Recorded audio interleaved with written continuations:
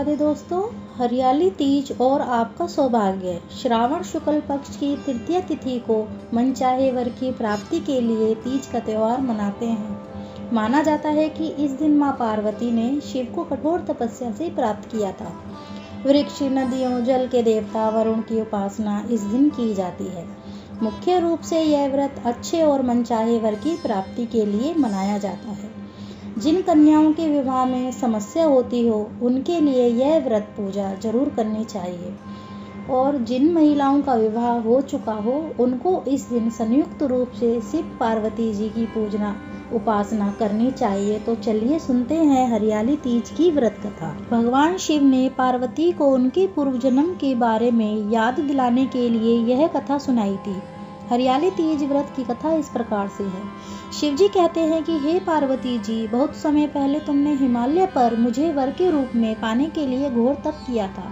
इस दौरान तुमने अन्न जल त्याग कर व सूखे पत्ते चबा कर दिन व्यतीत किए थे। किसी भी मौसम की परवाह किए बिना तुमने निरंतर तप किया था। तुम्हारी इस स्थिति को देखकर तुम्हारे पिता बहुत दुखी थे। ऐसी स्थिति में नारद जी तुम्हारे घर पर पधारे। जब तुम्हारे पिता ने नारद जी से उनके आगमन का कारण पूछा तो नारद जी बोले कि हे गिरिराज, मैं भगवान विष्णु के भेजने पर यहाँ पर आया हूँ। आपकी कन्या की घोर तपस्या से प्रसन्न होकर वह उनसे विवाह करना चाहते हैं।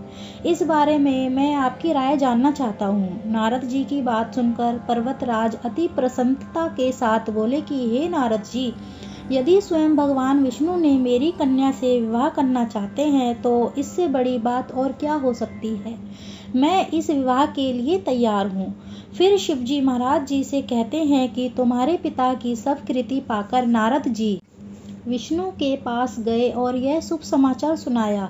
लेकिन जब तुम्हें इस विवाह के बारे में पता चला तो तुमने बहुत ही दुख हुआ और तुम मुझे योनि कैलाशपति शिव को मन ही मन अपना पति मान चुकी थी। तुमने अपने व्याकुल मन से बात अपनी सहेली को बताई और तुम्हारी सहेली ने सुझाव दिया कि वह तुम्हें घनघोर वन में ले जाकर छुपा देगी और वहां रहकर तुम शिवजी को प्राप्त करने की साधना करना।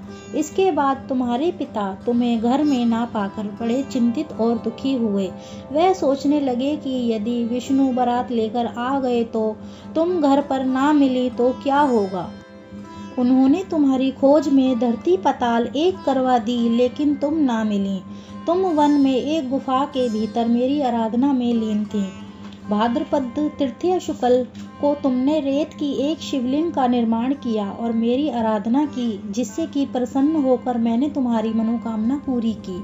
इसके बाद तुमने अपने पिता से कहा कि पिताजी, मैंने अपने जीवन का लंबा समय भगवान शिव की तपस्या में बिताया है और भगवान शिव ने मेरी तपस्या से प्रसन्न होकर मुझे स्वीकार भी कर लिया है।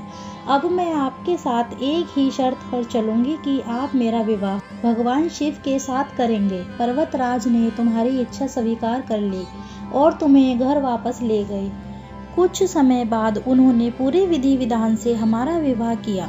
भगवान शिव ने इसके बाद कहा कि हे पार्वती जी, तृतीया को तुमने मेरी आराधना करके जो व्रत किया था उसी के परिणाम स्वरूप हम दोनों का विवाह संभव हो चुका है।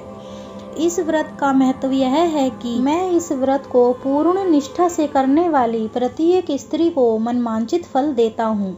भगवान शिव ने पार्वती जी से कहा कि इस व्रत को जो भी स्त्री पूर्ण श्रद्धा से करेगी उसे तुम्हारी तरह अचल सुहाग प्राप्त होगा।